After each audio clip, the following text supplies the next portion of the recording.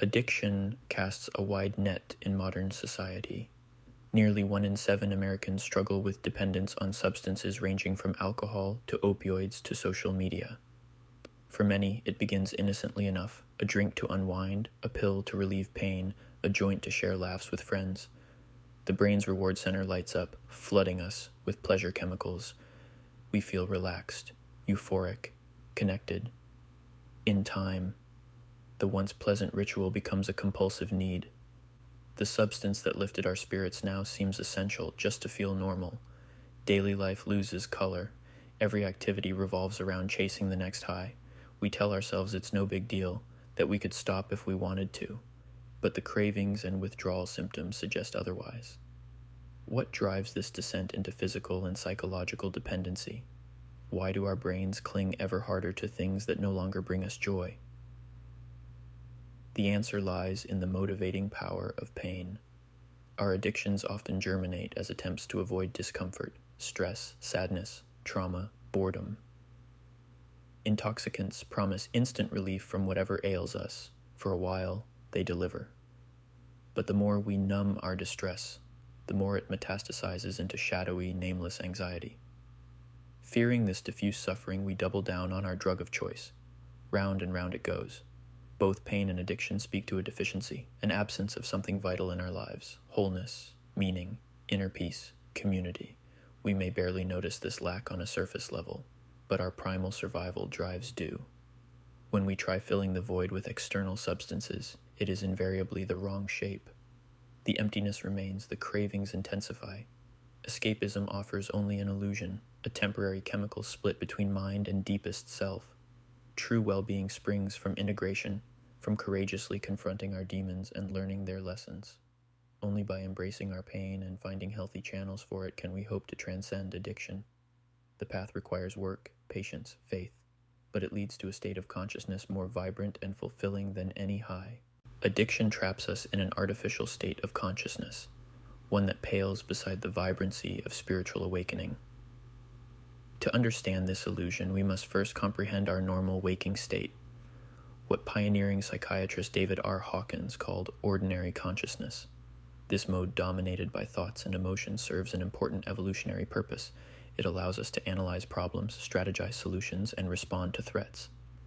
But ordinary consciousness carries limitations.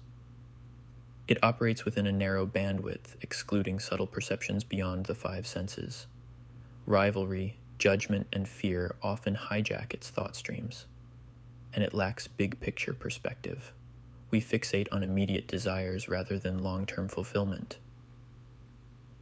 While practical day-to-day ordinary consciousness leans toward the egoic, higher states approach through mindfulness, devotion, and self-inquiry open portals to our deeper identity. Hawkins calls these levels of consciousness. At the bottom lie shame, guilt, apathy. Moving up, anger and pride give way to courage, acceptance, reason. Peak experiences like awe, joy, and unconditional love indicate alignment with our highest self. Beyond even oneness, mystics speak of a divine cosmic consciousness pervading all.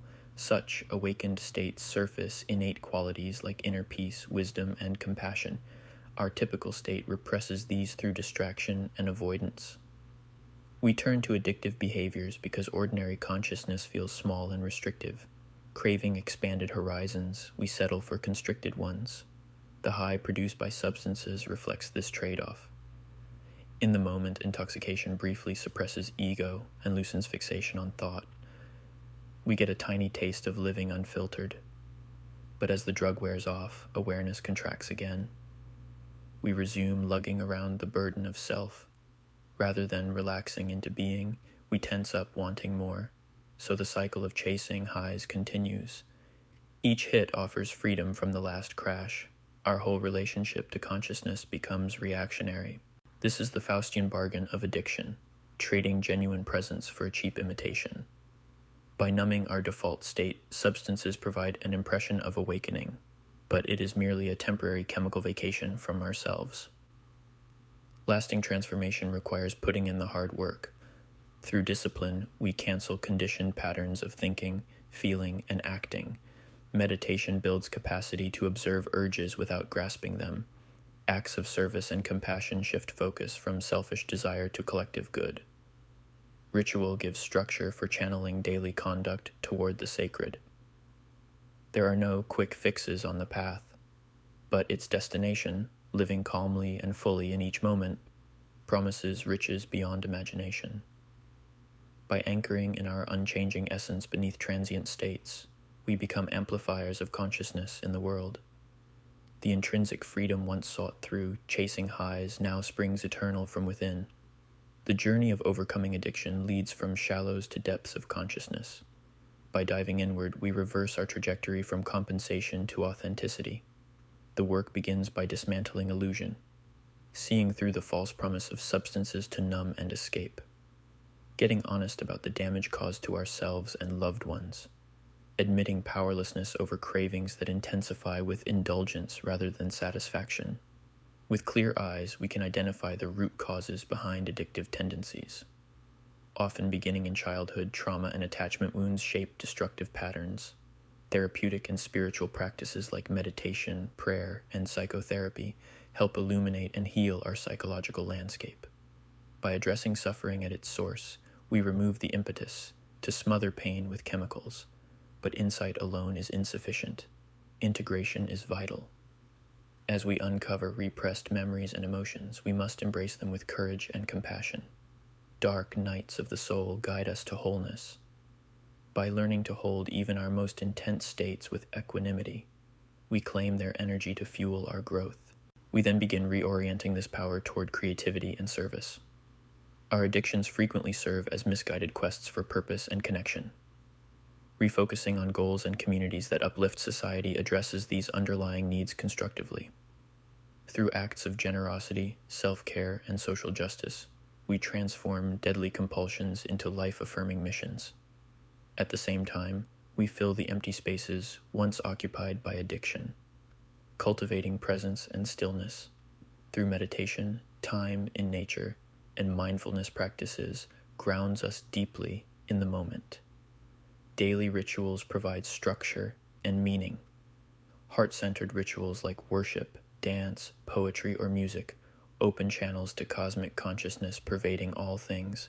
By infusing life with awe, reverence, and communion, we no longer fear being alone with ourselves. Our need for distraction and escape naturally resolves. From this space of sacred fullness, we behold the sublime wholeness available in every breath. None walk this path alone. Fellow travelers provide invaluable support and strength. In recovery groups, therapy, shared spiritual practice, we experience the healing power of being seen, heard, and understood. Our brokenness connects us in the most human way. Together, we learn the secret of transformation, that our wounds, not just our gifts, make us who we are. By embracing the full mosaic of our experience, we alchemize suffering into salvation. The parts once denied are welcomed home to the whole. Thus, unified inwardly, we become beacons of light for others still lost in darkness. Our hard-won freedom liberates us to serve the collective awakening. Everything given to our recovery pays forward to all beings. In this spirit, may we invest our energy in elevating life. May we turn within to expand beyond. And may we find through overcoming our own addictions an eternal fountain, one that forever quenches the longing for wholeness. The wound is the place where the light enters you. Rumi.